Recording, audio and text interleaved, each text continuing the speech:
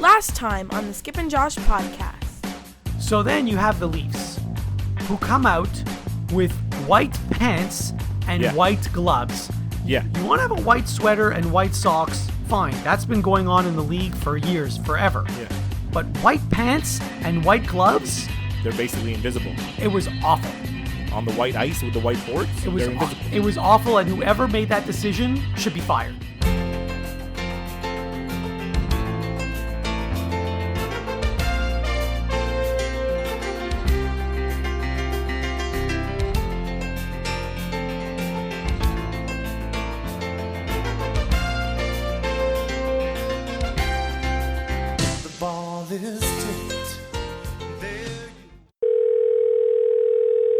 Hello. Skippy. Hey, great to talk to you. Where are you? I'm in Orlando, Florida. You sound further away than usual. No, do I really? Yeah. Well, I'm in my hotel room, so it's like a bigger room than normally my little office where I have my podcasting stuff set up, so yeah, maybe it's more echoey. So apologies to the listeners if we don't have the same sound quality that we raved about last time, but I brought all my podcasting gear on the road with me knowing that we'd have to record Sunday night because you know what time of year it is.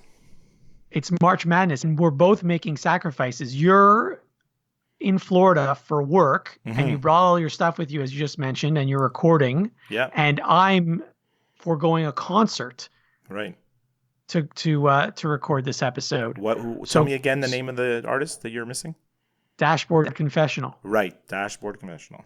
And actually, the Elwins are opening up for them, and the Elwins, I might even like the Elwins more than the main attraction. Wow, pretty cool. Well, you know what happens. You know what they always say, Cub. What do they say? I don't know. I'm not sure, but March Madness is it's the best thing that happens all year in the world of sports, isn't it? It's one of the best, for sure.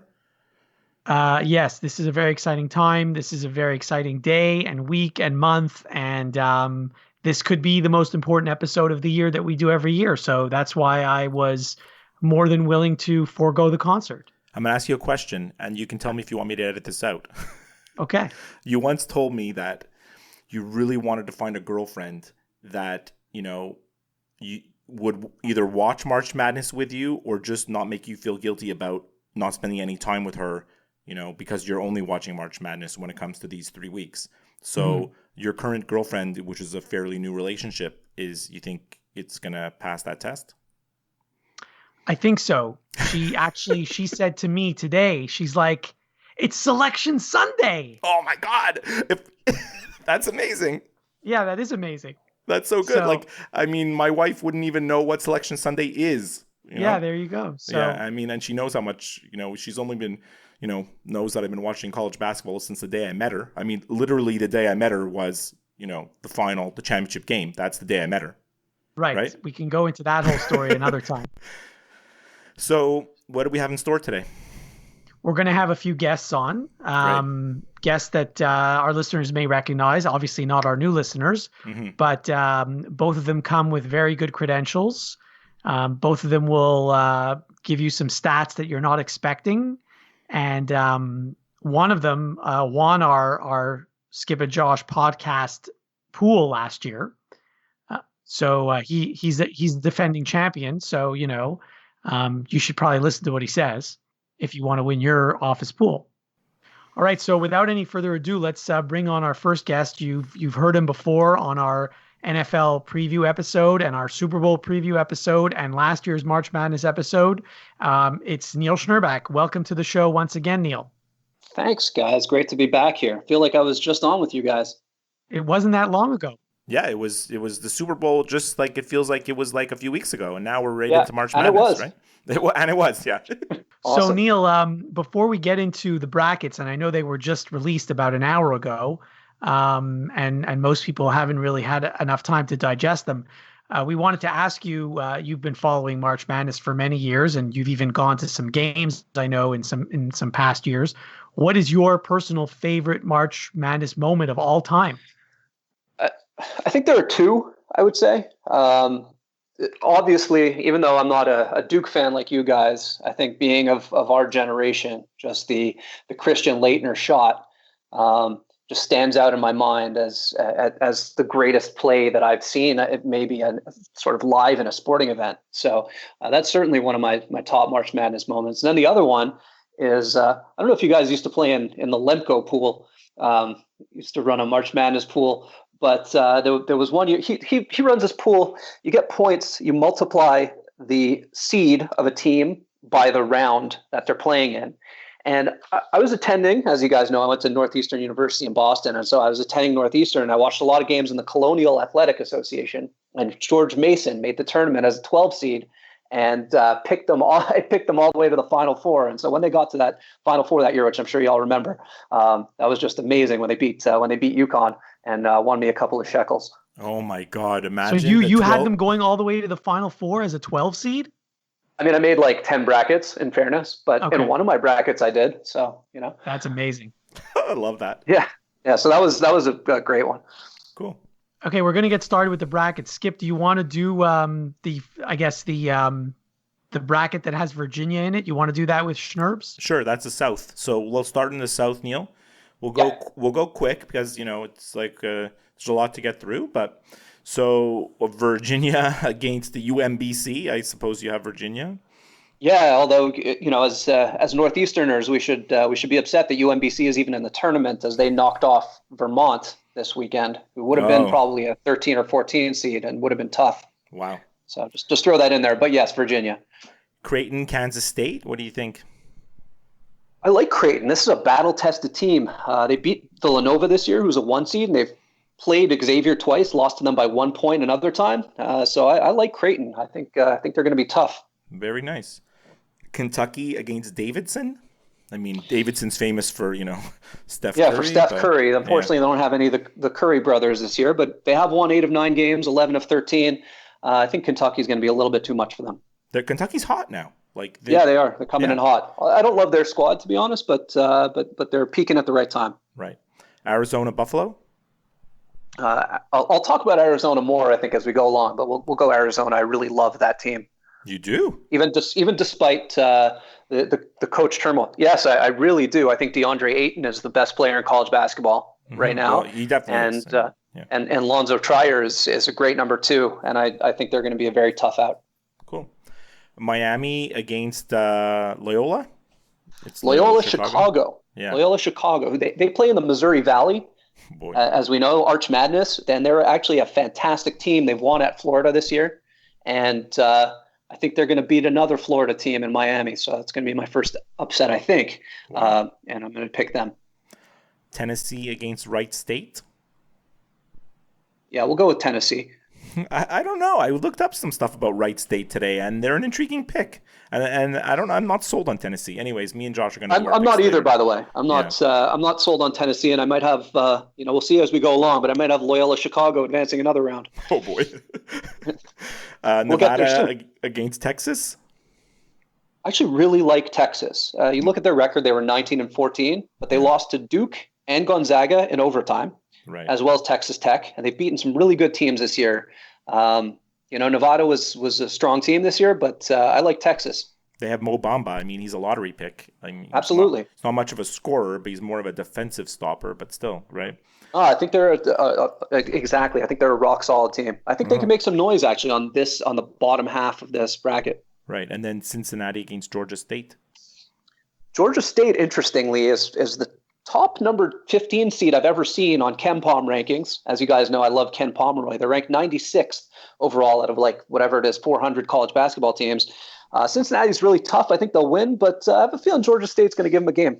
Josh just got really excited when you mentioned the KenPom rankings. Yeah, I really did. Always look at KenPom. He's the man. Very predictive. If you look at if just word to the wise, if you guys are filling out your brackets, look at offensive defensive efficiency on KenPom. It's if you pick a team that's in the top 50 in both, that's who's going to win the tournament. That's very cool. You have Virginia against Creighton. Against Creighton, exactly.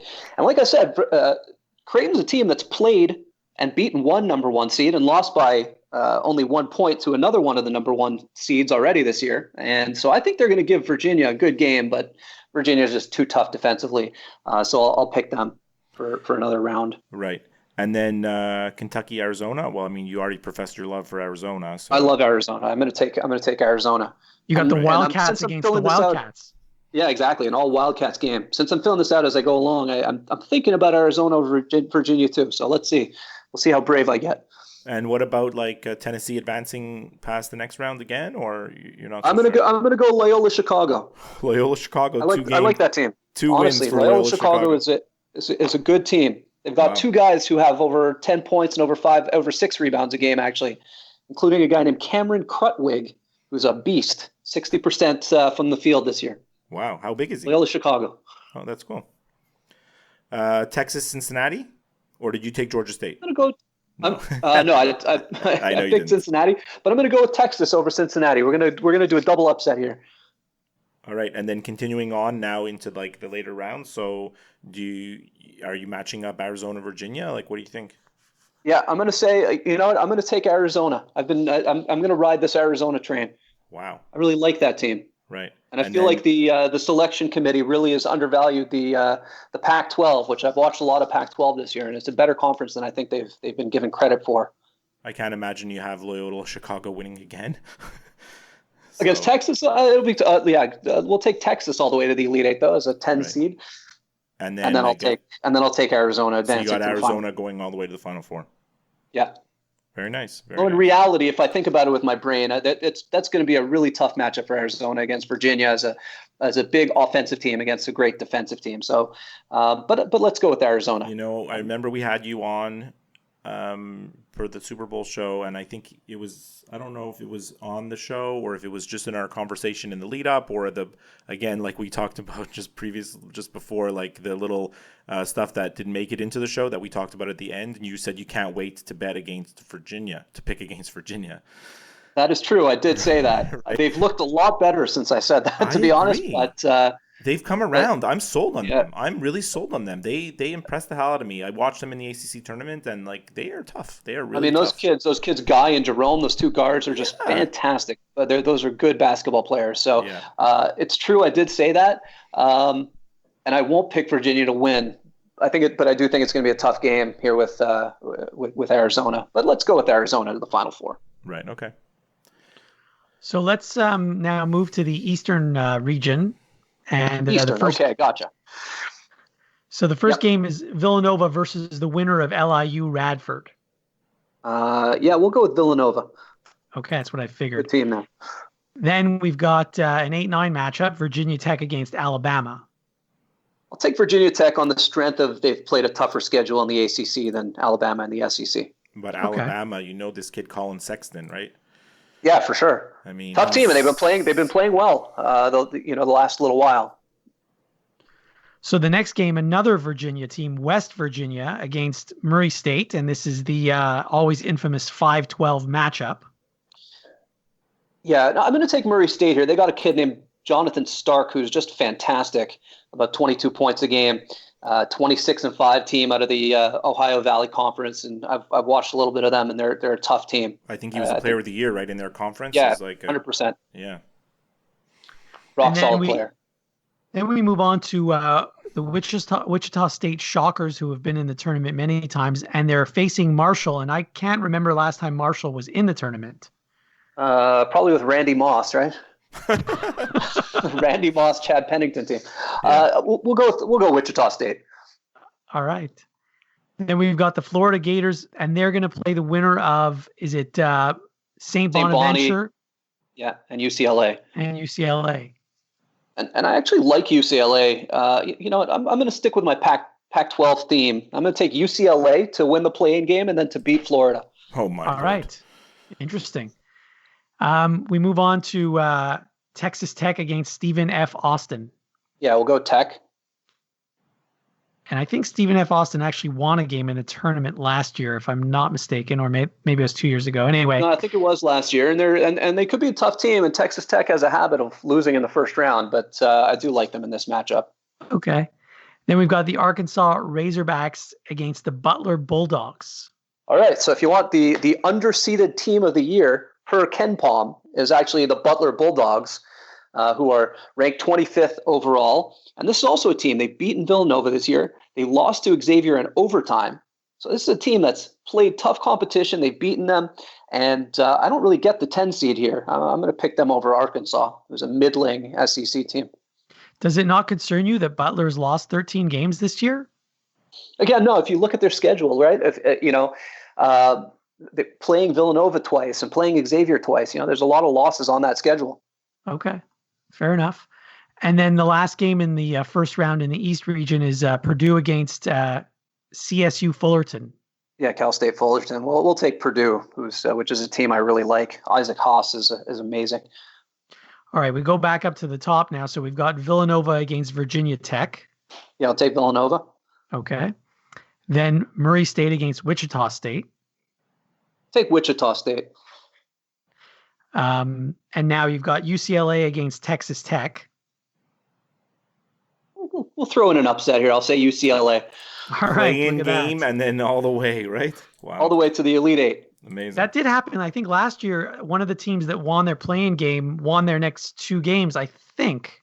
Yeah, I don't remember who it was. It might have been another Pac-12 team, to be honest. There you go. And then Butler-Purdue. This is a tough game. I don't know what to do with it, but I really like this Purdue team. So I'll take them. Okay. Is Gene Cady still coaching Butler them? team too. He's not still coaching them. No, he is not. Okay. Maybe his hairpiece. So then we've got in the Sweet 16, you've got Villanova against Wichita State. Yeah, take Villanova. And you've got UCLA against Purdue. And I'll take Purdue. So we'll go 1-2 here. And then finally, so Villanova versus Purdue, and you have? I don't know.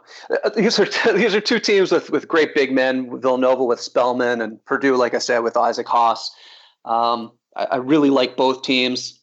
You know what? I guess I'll take Villanova. I think they might be the best team in college basketball. Okay, fair enough. So then I guess Skip, you want to do the West or the Midwest? Let me take the West. The Midwest scares me. Okay. Does it? I think the Midwest is terrible, aside from one team. But we'll talk about that one later. Okay. So we'll start at the top of the West. Xavier, I guess you're taking Xavier over the 16 seeds there. It's yes, we'll take Xavier. Yeah. Missouri, Florida State. Take Missouri, especially with Porter Jr. coming back. I think that's a big factor. I'm not high on him at all. I think it's Porter a Kyrie Jr.? Irving situation where you have a top kid who's hardly played, and now all of a sudden he's going to come, and I just don't think the team's going to click, right? I understand what you're saying. And he did look a little bit out of sorts in the SEC tournament. I think he went only 5 of 17 from the field, right. But he showed flashes. I think if they can beat Florida State, especially, I would look out against Xavier. Yeah. But anyway, let's keep going. Let's keep going. Ohio State against South Dakota State. Yeah, South Dakota State is another team to watch out for. They got this kid Mike Daum, who's got 24 points a game and over 10 rebounds a game, shooting 42% from 3. He's 6'9", 250 pounds. I can't wait to watch. Honestly, this guy is worth the price of admission. We're going to take South Dakota State. Loving it. Well, the number 12 seeded Jackrabbits. Yeah. Yeah. Gonzaga against USC Greensboro. Greensboro has won at NC State this year, so they're a tough team. But yeah. I don't get Gonzaga as a 4 seed, I should say. This is really, really a tough team. I'm going to take Gonzaga here. It could be a close game. Gonzaga is not the mid-major Gonzaga anymore. You know, this is a tournament-tested program, and they're there every year now. And I'm with you. And they've got so much size with Tilly and Hachimura. These guys, just big guys and super talented. To me, this is a 2 seed. If the name of the school was Kentucky or Kansas or Michigan, they wouldn't be a 4. Yeah, I don't understand why they're a 4, to be quite honest. But in any event. Houston, San Diego State. I mean, on the TBS show, they were raving about Houston. Houston, look, did you watch any of the? I forgot what the conference was, the American Conference, right? Houston looks great. This kid Gray, who's got a solid man bun, but he's a really good player. And I'll take Houston at least for a round. They almost beat Cincinnati today. They really did. It's a tough team. Houston's a really tough team. Michigan against Montana. Michigan's hot. I like this Michigan team. Yeah. Texas A&M Providence. I was really hoping to pick against both teams. To be honest, this is one of those matchups. Texas A&M's lost 4 of 7. I guess Providence played pretty tough in their conference tournament. So let's just we'll take them to win one round. They took Villanova into overtime, right? So yeah, what's that kid's name? Alpha. I don't remember what his last name is. Anyway, but he's quite good on Providence. And yeah, they could certainly win one round. The next one is the last one in North Carolina against Lipscomb. And after almost 25 years of doing brackets, I've never heard of Lipscomb. I think they have made the tournament before, to be honest. Wow. And we'll take North Carolina. Alpha Diallo, that's the guy's name on Providence. Sorry, it came to me. So back to the top of the West, Xavier, Missouri. It's a tough one. I think I'll take Xavier. Nice. South Dakota State, Gonzaga, I guess. Yeah, I'll take Gonzaga there. Houston against Michigan. Yeah, we'll take Michigan. Moritz Wagner, I think, will have a good game against Houston. I don't think they have anyone who can stop Wagner or Wagner, as they call him. Oh, really? North Carolina, Providence? Yeah, I'll take North Carolina. All right. So now the big boys, Xavier, Gonzaga. I like Gonzaga. I really do. It's an unheralded Gonzaga team, so they don't have really names or. Yeah, for sure. Like I say, they've got some guys, man. They've got some really big guys who are, can handle the ball. That's their style. Yeah. Yeah, exactly. Really just a rock solid team. Michigan, North Carolina. It's a tough game, man. I'm going to take Michigan, though. I think they just come in hotter. And then you've got Gonzaga against Michigan. So you're getting a 3 or 4 going to the Final Four here, right? Yeah, I'm going to take Gonzaga here. Wow. Well, they were in the final last year, right? So. Yeah. I think they're battle-tested, good team. Very nice. Very nice. All right, Josh, the Midwest, which I think is like the group of death, but Neil seems to think it sucks. Right. So the fourth and I can't believe you division. think this is the group of death, to be honest. Kansas, Duke, Michigan State. It's like, it scares me. All right, let's start with the first one. Neil obviously has a different opinion, and I look forward to hearing it. So we've got Kansas versus Penn, the Ivy League champ. I'm going to say this, by the way. Penn is the best number 16 team I've ever seen. Wow. I think I agree with you. This is really not a bad team, and I think they're going to give Kansas a game. These guys, they played Villanova. They got destroyed, albeit. But it's a team that's battle-tested. They're well-coached. We'll take Kansas, though, of course. But if you're going to bet on this game with the point spread, I don't know what the point spread will be, but I'll take Penn with the points. It'll probably be a huge underdog. It's going to definitely be double digits, right? I mean, yeah, for sure. They might be 20 points. So then the 8-9 matchup, which I never like the 8-9 matchups, but Seton Hall against NC State. I really like the Seton Hall team. Beating Texas Tech this year and beating Creighton, who, as we know, I like. They've played Xavier and Villanova. They played a tough schedule. I like that team. By the way, not that it matters. Both NC State and Seton Hall have identical 21-11 records. I know they've played in different conferences, so both are battle tested, right? NC State's got some great wins this year, but we'll take Seton Hall here. NC State also has some pretty terrible losses. Right. Seton Hall was like preseason, I think top 15 or something.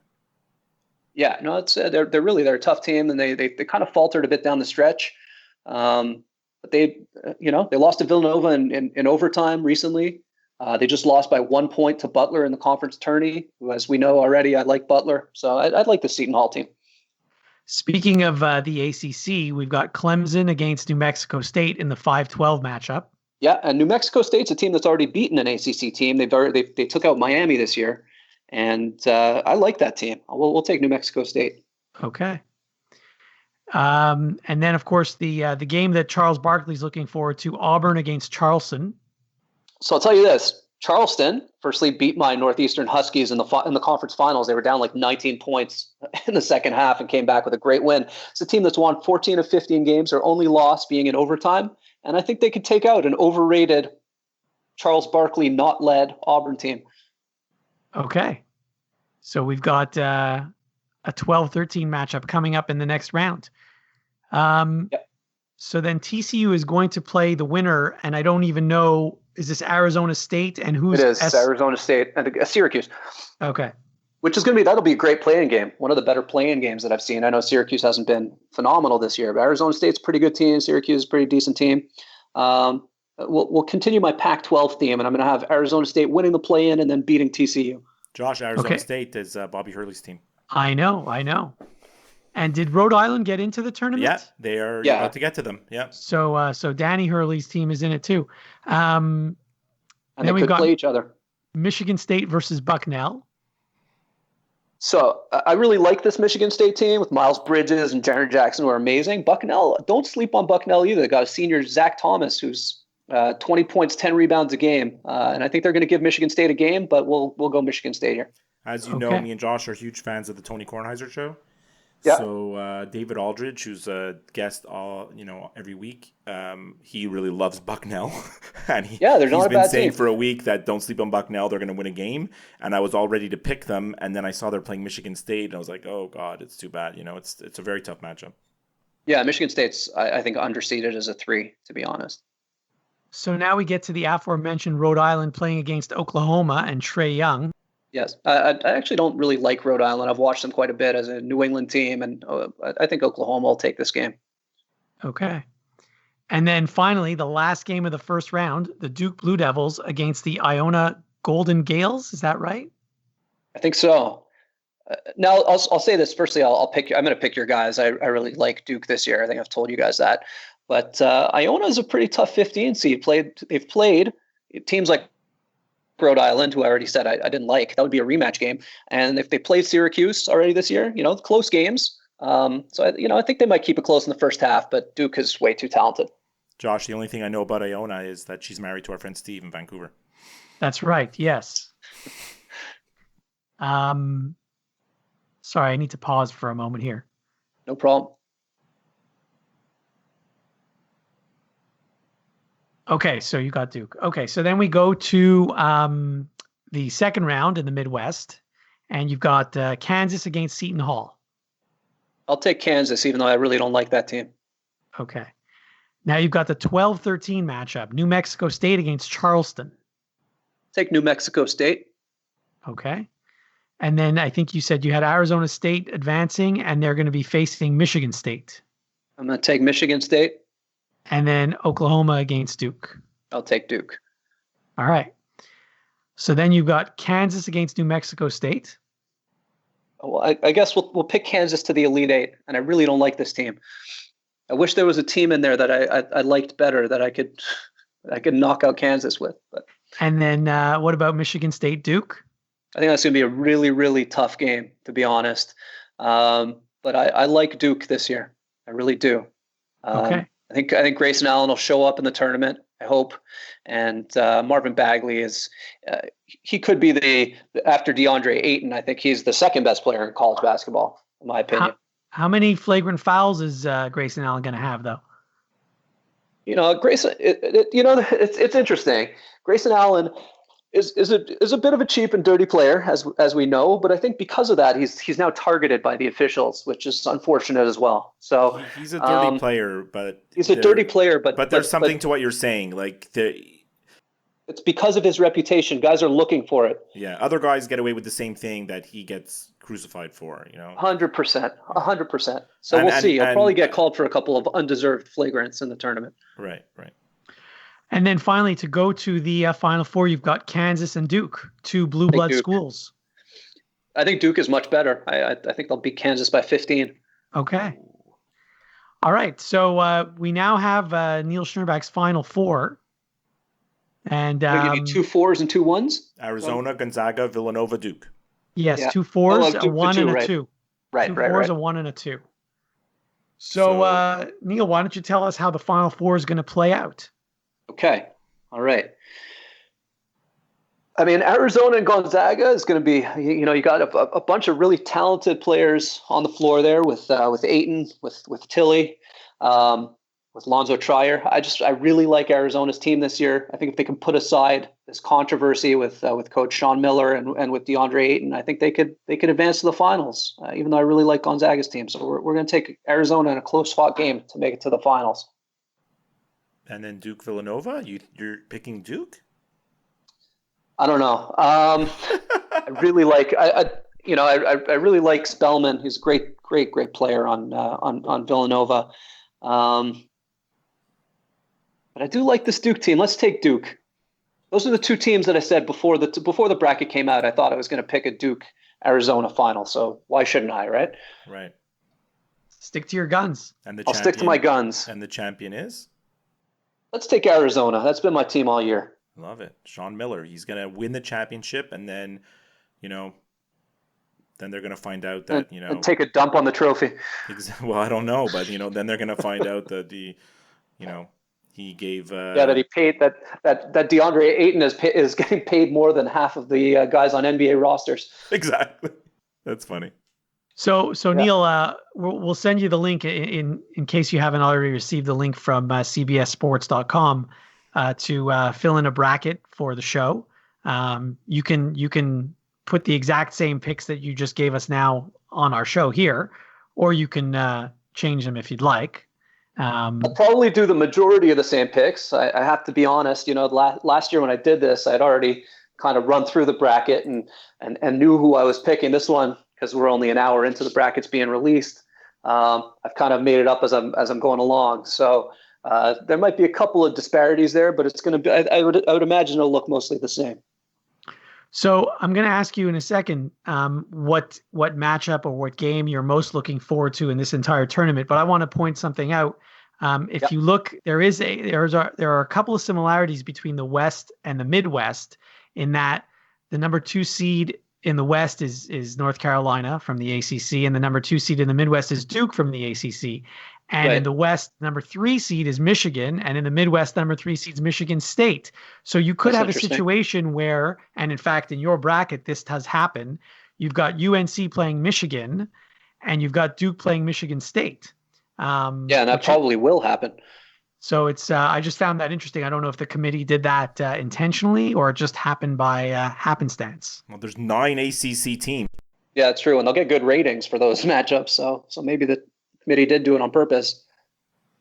So what is there a specific game that you're most looking forward to? Is there one region that you think is tougher than all the others, or is there one that you think is much easier than all the others? Yeah, I'll tell you. There's a few. I'll give you a couple. If the Virginia, my anticipated Virginia against Arizona game, I think is going to be really tough. I've picked Arizona to win the entire tournament, but obviously they're going to have a tough team to face against Virginia. And if there's any team whose style is really diametrically opposed to this Arizona team, it's Virginia, and they could really stifle that Arizona team that I like a lot. So I'm looking forward to seeing how that game plays out. And then if you just look at in the West region, the kind of the top upper quadrant, you got the Xavier against Mizzou with Porter back. I think that'll be an interesting matchup. I really like South Dakota State. I think UNC Greensboro against Gonzaga in the first round is going to be a tough matchup for Gonzaga. And then I really think South Dakota State against Gonzaga is going to be tough too. And as you guys have known, I picked Gonzaga to advance through this bracket, but they've got a tough road. I'm telling you, if they have to play Greensboro and then South Dakota State, or even Ohio State, who's a tough team, and then Xavier, and then play a team like North Carolina or Michigan, I mean, they will have earned their Final Four berth if they get there. So, and I was telling you guys that I didn't really love the Midwest. I kept saying I don't really like Kansas, but I advanced them to the Elite Eight because I just don't see anyone else from that top quadrant. I think Auburn is overrated. I like New Mexico State, but I just didn't want to take them all the way to the Elite Eight.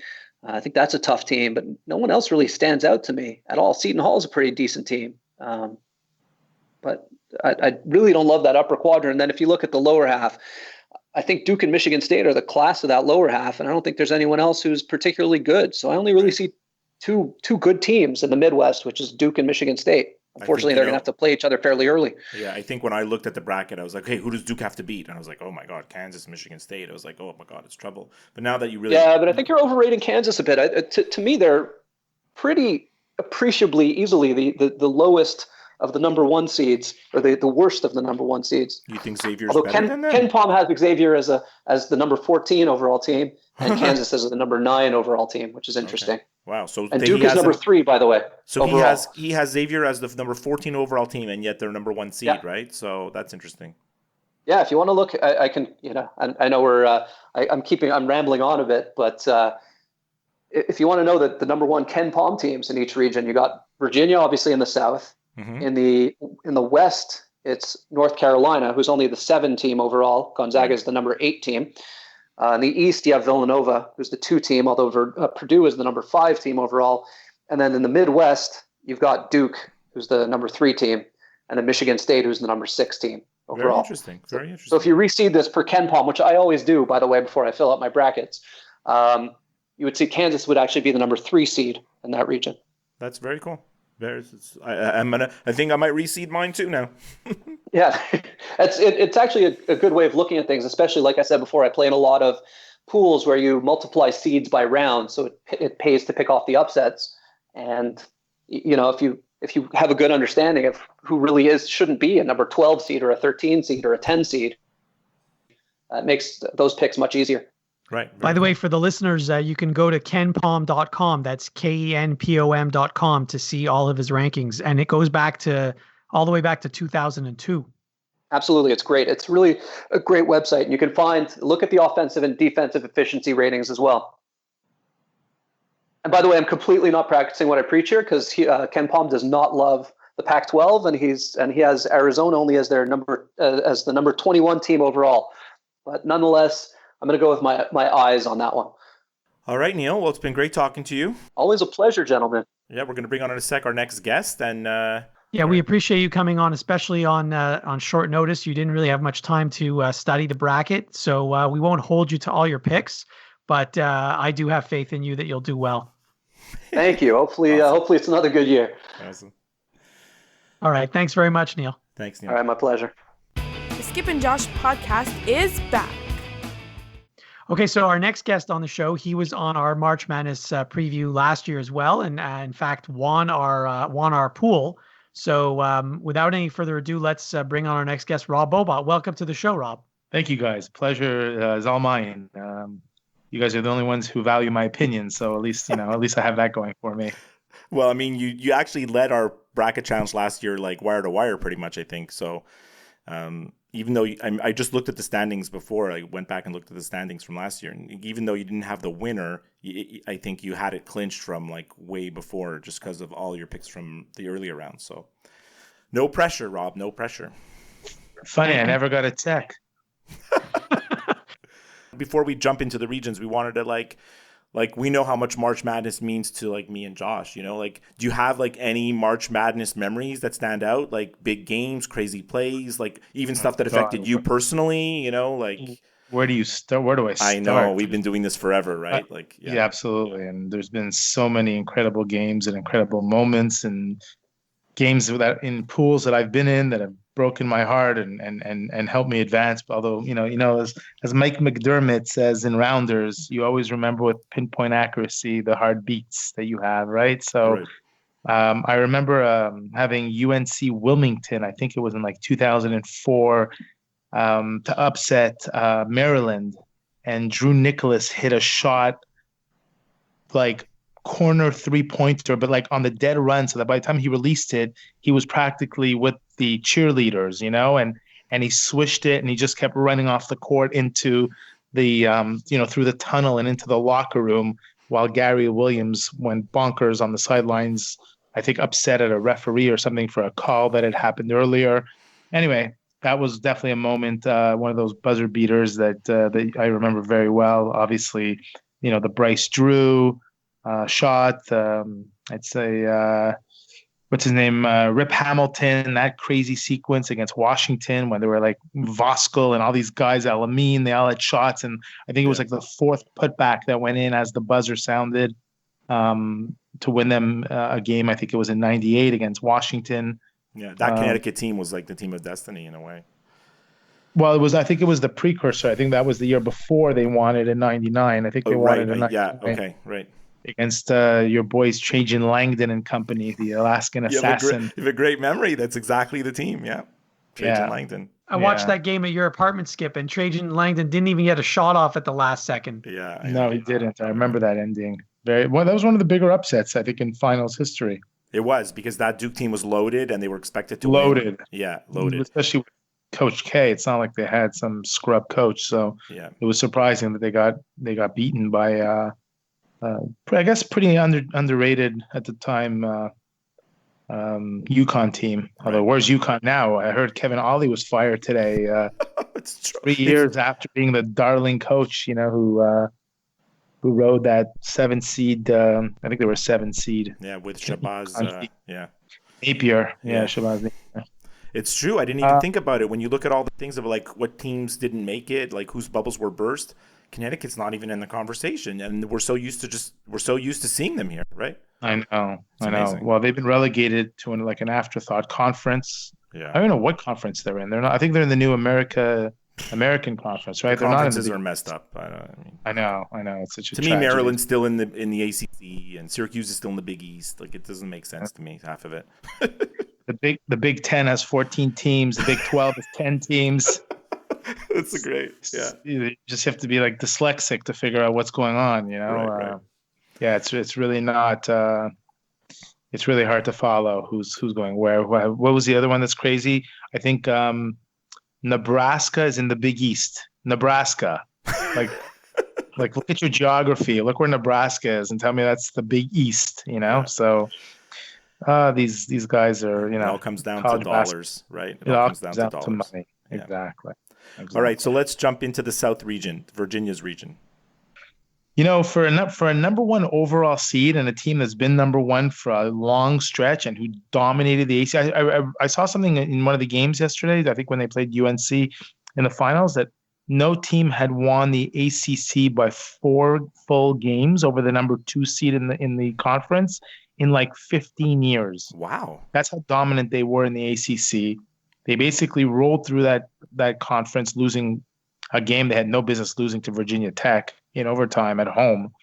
Otherwise, they would have ran the table. Yeah. But what's amazing is that I think they have the hardest bracket.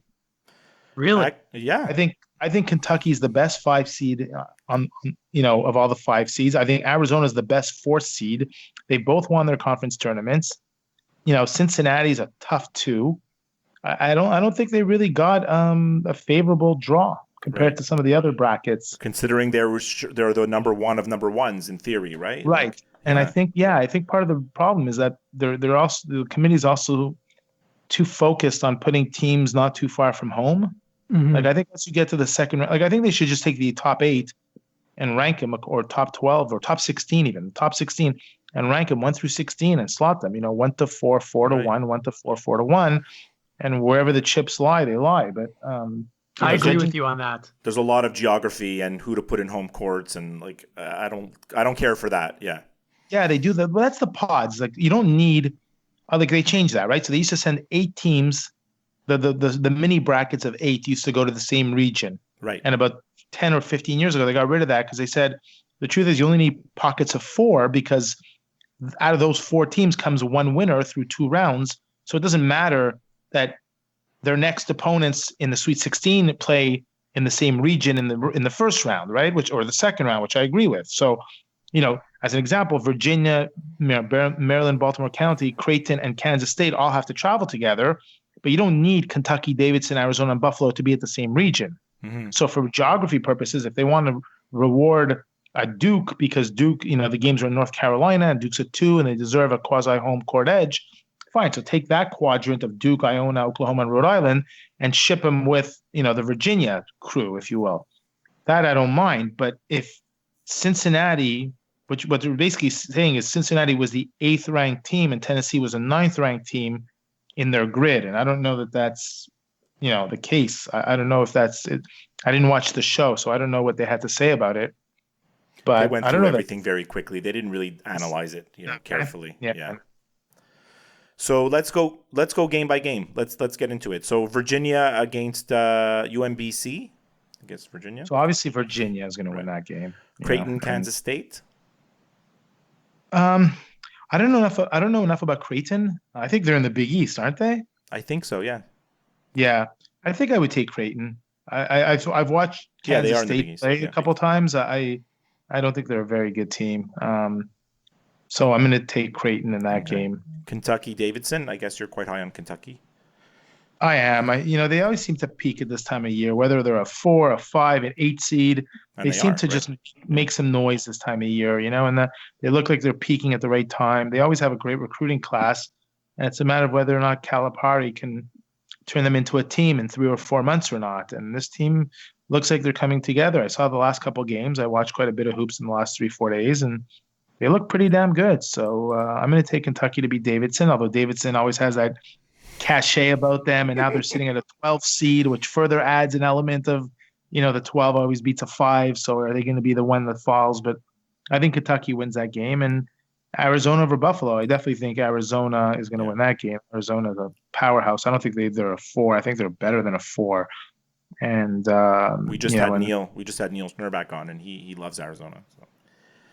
Yeah, I mean, I was reading an article right before I came on about how the committee consciously or subconsciously are hurting teams that were involved or implicated in this FDI because Louisville and Oklahoma State both didn't make the tournament, and Arizona's rated higher than they should be, and so there's the conspiracy theorists already in full force about whether or not Arizona was penalized for that fact.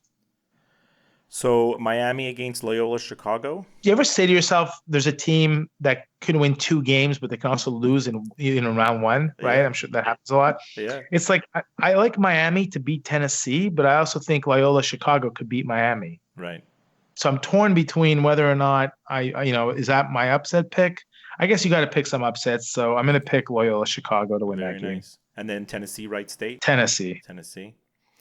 Nevada, Texas. Don't you think I'm Texas is Nevada. underseeded? No, I don't. I think they're very good at losing close games, Texas. They're very good at keeping it close and then crapping out in the last 2-3 minutes. Right. Shaka Smart's a good coach, but I don't think they have a very good team from what I've seen from Texas in the last few weeks that I've watched. So I guess you'll take Nevada, right? Yeah, I'll take Nevada, and I'll take Cincy over Georgia State. And so next game, Virginia, Creighton. Virginia. Kentucky, Arizona. It's such a huge matchup. It's second game. Wow. Can you imagine? It's huge. That's a crazy second round matchup. That's a Final Four matchup. I know. I'm going to take Arizona. Nice. I'm going to take Arizona. Loyola Chicago. I'm going to take Tennessee. You're going to take Tennessee? Neil took Loyola Chicago to win 2 games. Who did? Schnurback. Yeah. They can. They can. They really can. And then Cincinnati, Nevada. Cincinnati. Okay, so now you've got. I think this bracket's going to end up playing out, but Virginia is going to have earned their spot in the Sweet 16 and the Elite 8. Okay. So Virginia over Arizona, Cincinnati over Tennessee, and Virginia going to the Final Four. All right, Josh, I'll let you take the East. All right, so moving over to the East, that's the Villanova region. So Villanova against the winner of LIU and Radford. Well, it depends. If Radford wins, no, I'm kidding. I'm going to take Nova to win against either of those teams. Actually, as a matter of fact, I think if both teams combine their rosters, I still think Nova wins easily. That's probably a safe bet. Probably, or if they get to put both their rosters on at the same time, I still might take Nova 5-on-10. The 8-9 matchup, Virginia Tech, Alabama. That's a tough one. I mean, obviously it's an 8-9, so that inherently is tough. Alabama pretty much played their way into the tournament in the SEC conference. They had a huge upset win over Auburn. But Virginia Tech is an ACC team. I'm going to take Virginia Tech. When in doubt, go with the ACC, right? That's not a bad philosophy. Yeah. And we've got the 5-12 matchup, my favorite always. It's West Virginia against Murray State. I like West Virginia. I think they're a good team. They're also a team that, as a 5 seed, I think can make waves. Okay, then Wichita State against Marshall. So I'm going to take Marshall to pull off the upset. This is one of my first big upsets. So Marshall. We were asking, when was the last time Marshall was ever in this tournament? Do you remember? Something like 25 or 30 years. Oh my God. I think 87 or something was something I saw. That's incredible. Okay. Yeah. So then number 6 seed Florida is going to play the winner of Bonaventure UCLA. Yeah, I can't see them losing to either team. I'm going to take Florida. Okay. Then Texas Tech against Stephen F. Austin. Texas Tech. Arkansas against Butler. I'm going to take Butler. Pull off the mini upset there. Okay, and then Purdue against Cal State Fullerton. Purdue. So moving back up to the top of this region, you've now got Villanova against Virginia Tech. Nova. West Virginia against Marshall. West Virginia. Florida against Texas Tech. Texas Tech. And then Butler versus Purdue. Purdue. Purdue's a very good team. I know they lost to Michigan in the Big Ten tournament, but I like Purdue. Okay. I actually like. Go ahead. And then Nova over West Virginia. Okay. I like Purdue over Texas Tech, and I actually like Purdue to go to the Final Four. Wow, big.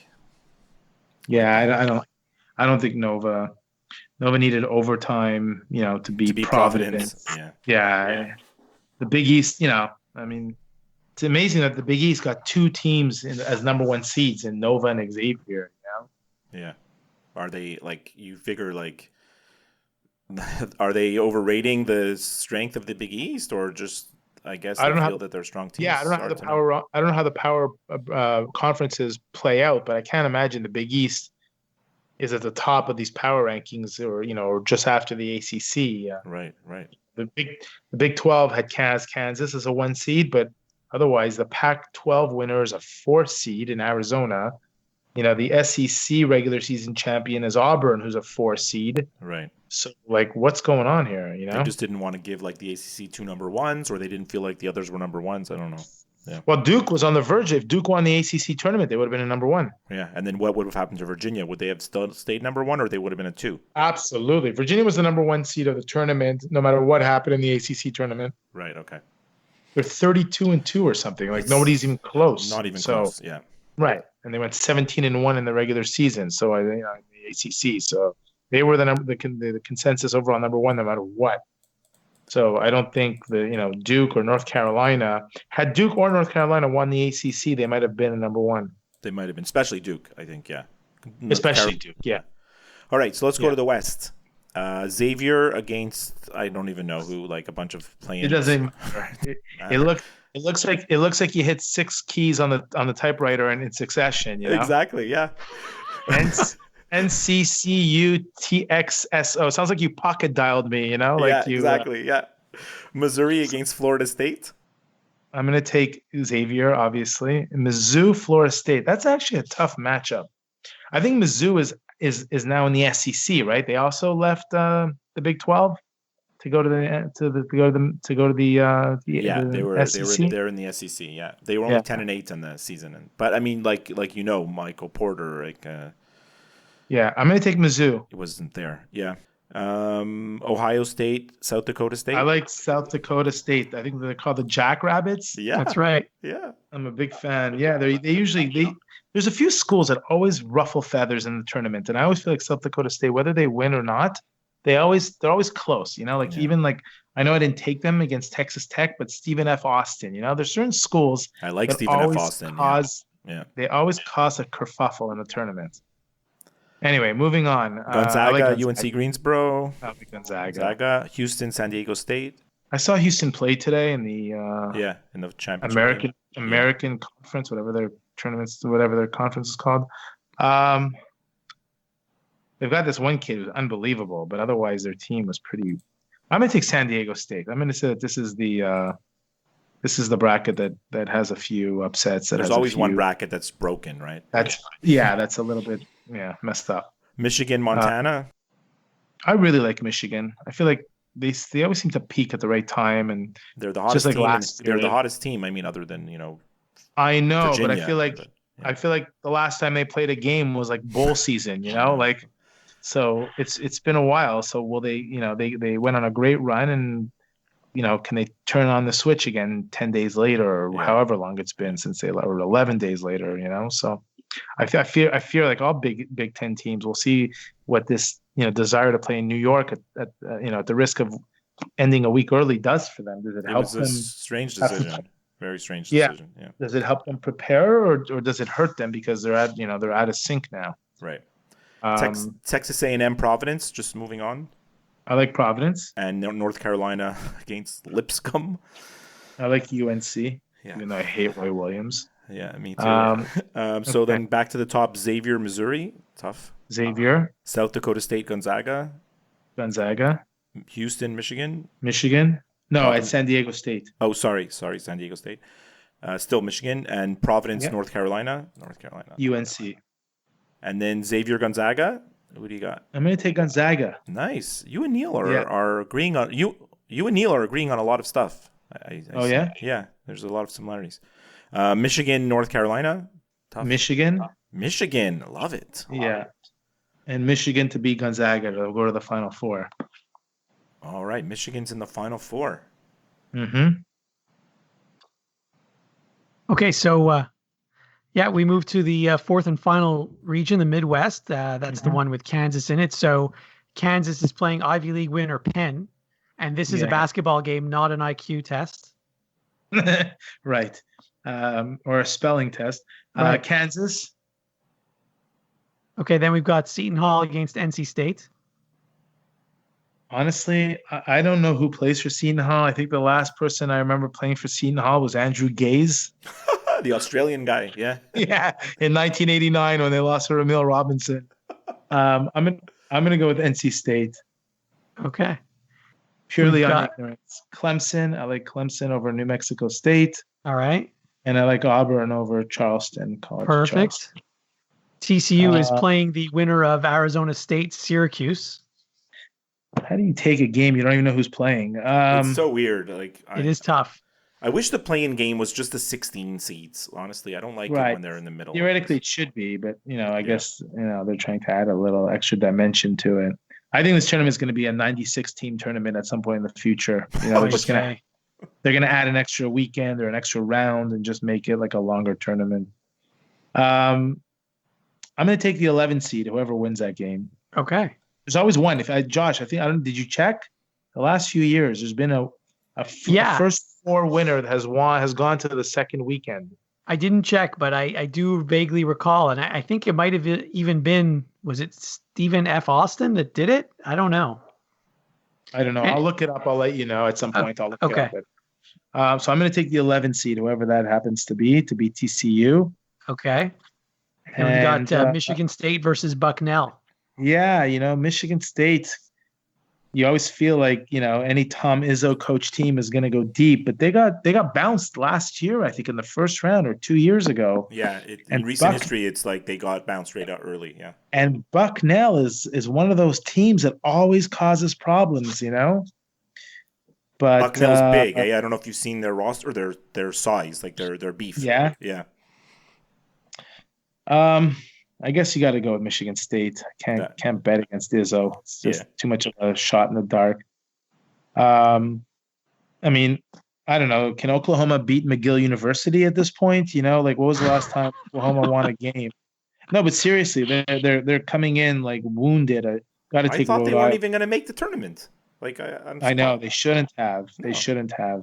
I feel bad everyone wants to see Trae Young. Yeah, I know. That's it. I feel bad for Notre Dame. I feel like they deserved it just because, they were missing a couple of their key guys for like a long stretch, and they made some waves during the ACC tournament. They won a big game, so crazy comeback. Actually, I think they beat the Hokies. Yeah, they were down 15. But then Duke killed them after. So Duke killed them. I know. If you pick Rhode Island in this game, then the possibility of Danny Hurley versus Bobby Hurley is still alive. Yes, true that. But I am going to take Rhode Island, and I'm going to take Duke. All right. And then I'm going to take Kansas to beat NC State. Okay. And I'm going to take Clemson to beat Auburn. Got it. And then I'm going to take, I guess you got to go with Duke, Michigan State matchup in the Sweet 16. So I'm sort of holding. Before you go on, I want to point something out, and the same thing happened to Neil. If you look at the West and the Midwest, the 2 seeds are UNC and Duke in those regions, and the 3 seeds are Michigan and Michigan State in those regions. And you had UNC playing Michigan, and you have Duke playing Michigan State. So It's just, I don't know if the selection committee did this intentionally, but it's quite interesting. It is. there's some potential great matchups here. I could see Michigan State beating. I mean, Michigan State weren't they like a top 3 team in the country to start the year early on? They were. Duke played them in November, and they were 1-2. Yeah. Right. So that one's a real toss-up.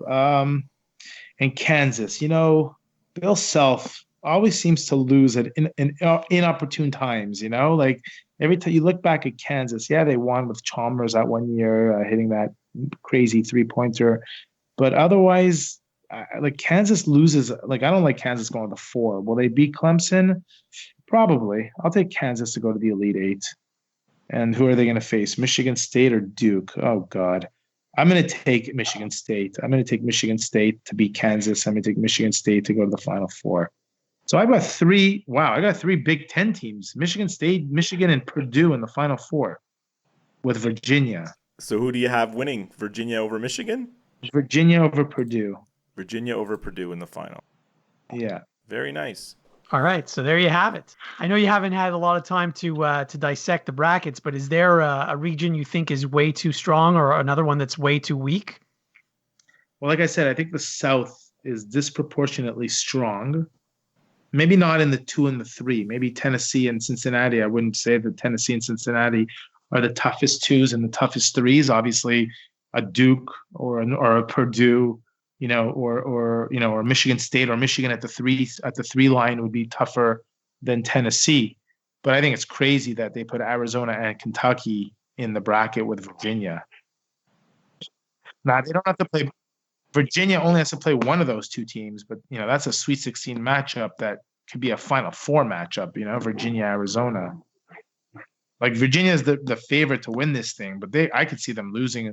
Last year they lost to Syracuse, who got hot. Remember that game? Yeah. Syracuse came roaring back and beat them. So, but they're very well coached. They're very disciplined, and they're really smart. I watched them play.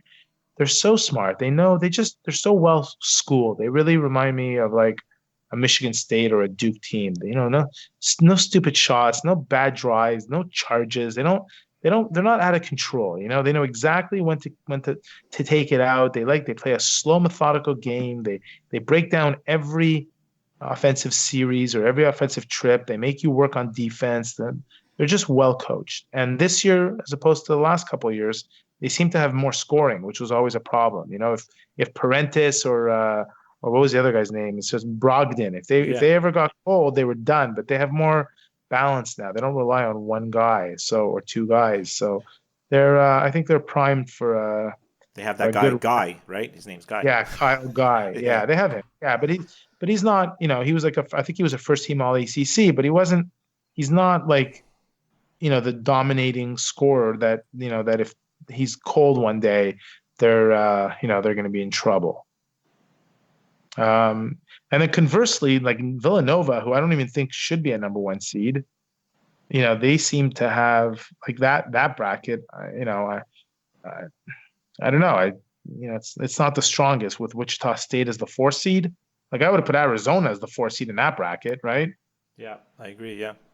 Kentucky is the 4 there, and put Wichita State as the 5 where Kentucky is. The South just seems like a punishment against Virginia. It's like unbelievable. Totally. Like, yeah. So weird. Yeah. It doesn't really make sense. Why would Wichita State? So they're basically saying Wichita State was ranked higher than Kentucky. They are saying that. Yeah. Well, yeah. I mean, Wichita State's a 4, Kentucky's a 5, right? Like, I know. Even in the West, is Gonzaga a 4 seed? I feel like Gonzaga's a good team. Like, are they really a 4? They were basically in the top 10 the whole year, like top 10 overall, right? So I mean, they're not in the hardest. They're not in the toughest conference. You should be a 1, 2, or 3 if you're in the top 10. Right. They weren't in the toughest conference, or they're not in the toughest conference. But I feel like they steamrolled the West Coast Conference this year, right? They do every year now. They're a powerhouse. Sometimes St. Mary's plays them tougher or what have you, but I feel like they just steamrolled that conference this year. Yeah. So we'll see what that does to their tournament chances. But I like Nova and Xavier losing. Well, happy watching. Thank you. You too. Are you gonna go to work on Thursday or? Yeah, why don't I just announce what my intentions on the internet? You want to know if I'm going to rob a bank too? Should I just announce any time I'm going to commit? I just find it so like it's such a great day. The Thursday and Friday, those day games, and then staying up late to watch the late games. They're great days of basketball. You know, They are. They really are. It's 12 hours of pure it's bliss. amazing. You know. Yeah. As I like to tell my friends on Sunday night, I feel I'm coming down with something. Getting the March Madness flu. Skip, we're not all as lucky. Skip, we don't all have jobs where we work from home, so we're not all as lucky as you. I'm gonna work from home. I'm just gonna have the TV on all day. You know, so that's the way it's gonna be. That's the way it's gonna be. So Rob, we'll in case you didn't already get an email from cbssports.com to fill in your bracket, we'll be sending you a link so you can enter the pool once again, and we certainly appreciate you coming on and giving us your wisdom. Thanks, guys. All right. Thank you, Rob. Right. Good talking to you guys. Enjoy the tournament. You too. You too. All right. So it was great having those two guests on our show. It was awesome. The knowledge that they have, like, it's amazing, right? Well, I mean, what most people don't know, like of all my friends, Rob and Neil actually watch regular season college basketball games all year long, and they both subscribe to different sports packages, so they get all the games that you and I don't get. Right. So they actually do watch quite a lot of college basketball during the season. I'm lucky because I travel to the U.S. fairly often, so I'm in like ESPN heaven when I'm here, you know. So you're right. Yes, you are lucky. Yeah, I need a job like that. You do, yeah. So we were gonna go through the brackets, mine and yours, but I think in the interest of time, because it's getting to be quite a long episode, I think maybe we'll just reveal each our final four and maybe our champion, and we'll encourage all the listeners to enter the March Madness Bracket Challenge, which is already up on our website, skipandjosh.com. And once you do your picks and you're in the bracket challenge, you can see mine and Josh's complete picks. But for now, I think we'll do our final fours. But like just like we asked Neil and Rob, like Josh, do you have any like outstanding like March Madness memories or? Well, I mean, I've been to a few March Madness games, so it was always fun to go. But the games that I went to weren't the most exciting games. I did get to see Duke a couple of times, and funny enough, every time I've seen them live in the tournament, they've lost. Yeah, me too. So maybe I shouldn't go to any more Duke games. I guess, also the time that you and I were in a pool together, it was one of those pools where you pick 8 teams, I think. Yeah. And then you get points for a win. And you also, if the team that wins it all wins, you get points for that as well. Yeah, we won both halves of the pool. We won both halves of the pool before the final game was even played. Yeah, exactly. So that was quite fun. But I guess obviously the Christian Laettner shot with 2.3 seconds or 3.2 seconds to go in the game. Yeah. I mean, that's like the iconic shot. I mean, like. Yeah. And I was working that night. Remember, I was still a student, so it was a weekend, and I had my part-time job on the weekends, and so I didn't get to watch that game live, but I did record it. And funny enough, I did not find out the score before I watched it because that was before the days of smartphones and all that stuff. Right. So I did record the game, did get to watch the game without knowing what the final score was. And so when I actually saw what happened, I couldn't believe it. I was just so nervous watching the game that the tape would run out and I wouldn't get to see the end of it. You were probably close to that. I mean, but I did get the end of it. I did get the whole game on the tape. I didn't get any of the post-game reaction though, but that's okay. I got the game itself, and I think I still have that videotape somewhere. Wow, that's awesome. I mean, for me, obviously the Laettner shot is like the biggest memory I'll ever have of, college basketball, because it's your team winning the hugest game on the most dramatic play. I mean, it's the most dramatic play in like almost sports history in a way, right? Like, yeah. I just remember watching it with my dad, and my dad didn't follow it, but he knew how much Duke meant to me, and he also knew like that the pools we were in and how much that could mean in terms of winning money, right? And there was 2.3 seconds left, and my dad was like, I don't think they're gonna pull it out. Like, I don't see how it's possible, right?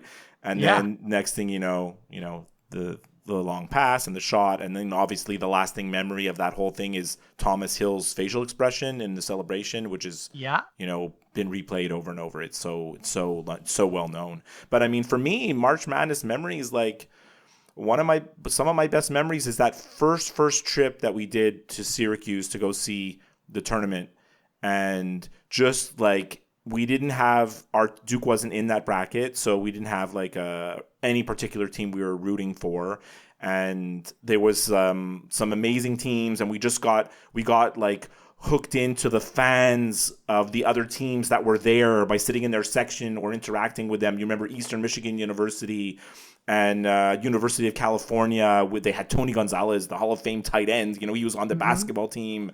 And, you know, like I said, Eastern Michigan University, and Penn State was there. Joe Paterno was sitting in the front row. And go, emu. Exactly. You know, North Carolina was in that bracket, so we were obviously rooting against them. It's just UCLA was there. Like, it was so it was just such a great time, you know, like it was like I mean, we were so young, but like it's such great lasting memories, honestly. Yeah, it was. Yeah. And then, of course, like all the Duke championships, like I remember where I was for all of them and watching all of them in the Final Fours. And oh, by the way, that reminds me, I'm going to be in Montreal the weekend of the Final Four, so I can watch the Final Four and the championship game with you. I don't remember the last time we actually watched a college basketball game together. It's been a while. Yeah, that's great. I can't wait. So you want to like reveal your Final Four? Yes, I do. So go ahead. Here they are. Okay. So my Final Four are Virginia, Villanova, Michigan State, and Gonzaga. And who do you have winning the whole thing? So I'm going to have Virginia defeating Gonzaga in one semifinal. Right. Is it even a semifinal? I'm not sure what it's called. And then I'm going to have Villanova defeating Michigan State. Mm-hmm. And then for the championship, I'm going to have Virginia winning it all. I love it. Okay, it's good picks. I have Virginia making it to the Final Four. I have North Carolina, as much as it pains me to say. I'm shocked. I have Villanova. And despite what Neil and Rob have just told us, I have Kansas. Okay. I feel like when Kansas is known and people have expectations, that's when they do badly. And when no one cares what they're going to do, that's when they do well, right? That's a fair point. Yeah. And then I have Virginia against Villanova in the final, and I have Villanova winning, actually. So we have the same final, but a different winner. I think it's the year of Philadelphia. I think Villanova is going to take it. Okay. By the way, I just want to point out that in my bracket, I also have Michigan playing North Carolina and Michigan State playing Duke. Except I have Michigan and Michigan State both winning. I mean, I look forward to watching the games. I just can't wait to get this thing underway, right? Yeah. It's exciting. I'm going to remind everybody, go stickipandjosh.com right now.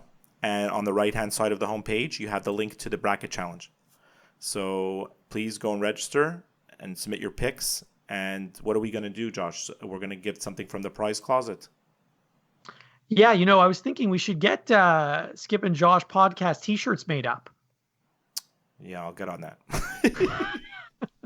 Or baseball caps. We don't have a budget, but whatever. No. We'll see what we can find. Like some stickers, Skip and Josh podcast stickers. Maybe like a copy of the 2010 swimsuit edition. We can arrange that. Yeah, that's a good idea. Yeah. And that's it. I'm going to do the close now. Okay. So remember, before we sign off, you can listen to and subscribe to new and archived episodes of the Skip and Josh podcast wherever you listen to podcasts, including Apple Podcasts, Stitcher, Google Play, the podcast app of your choice. As usual, I don't have to tell anybody, we love Overcast. That's my app of choice. And if you listen through Apple Podcasts, leave us a review, 5 stars, please. You can send us an email, skipandjoshshow@gmail.com. Tweet with us, tweet at us. We'll reply during the tournament would be great. We'd love to hear what you have to say, at Skip and Josh. And of course, liking and following our Facebook page. And like I said, skipandjosh.com is the place to go. You have the link right there for the March Madness Bracket Challenge and all the links to subscribe to anything. And I just want to let you know, before we recorded this episode, I was a guest on another podcast, an indie podcast, with a nice guy named Gerald Glassford. His podcast is called The Pop Culture Cosmos. And it's interesting because it's a show mostly about sci-fi, movies, comic books, video games, all the stuff that you don't like, right? Mm-hmm. Yeah. I told him like you picked the right guy to have as a guest because Josh doesn't know anything about any of that stuff. But he wanted to talk March Madness, so I gave him. We didn't go pick by pick, but I gave my impressions of each region and who I thought was going to make it to the Final Four, and so you can also check out the Pop Culture Cosmos podcast, and you'll hear me on there. Great! I can't wait till it's released. Yeah, and we're going to try to get on his show again for an NHL preview. Like I told you, he's in Vegas, so they're hyped up about the Vegas Golden Knights. So did you tell him that I want the Knights to win the cup? He listened to our episodes, the last few, so he knows we've been talking about the Knights a lot. I really hope they win the cup. That's awesome. All right, well, happy watching. I hope you enjoy all the March Madness. You as well, and I'll be watching some games with you. Yeah, awesome. Can't wait. I really can't wait. Awesome. All right, talk to you later, Josh. Okay, bye. Okay. The Skip and Josh podcast is over now. Don't worry, there'll be another episode soon.